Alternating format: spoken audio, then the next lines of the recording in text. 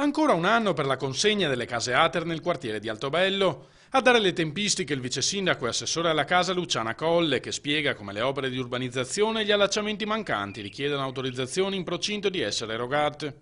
Il Comune di Venezia sta rilasciando in questi giorni il permesso a costruire, quindi di conseguenza io spero che al massimo per giugno dell'anno prossimo possano essere già disponibili queste abitazioni. Il progetto definitivo per il contratto di quartiere Altobello era stato firmato nel lontano 2005. La maggior parte degli edifici sono terminati da oltre 2 anni, ma senza gli ultimi lavori gli appartamenti non possono avere l'agibilità ed essere consegnati a qualcuna delle molte famiglie che ne avrebbero bisogno e che non li vedranno prima del 2017. Nel frattempo, spiegano dall'amministrazione, stiamo lavorando anche in altre zone della terraferma per sistemare abitazioni che presto saranno disponibili. Con l'ufficio casa stiamo perfezionando altre situazioni per poter accelerare sia i cambi che le assegnazioni in modo tale che ci sia una risposta pronta al cittadino che ne ha bisogno.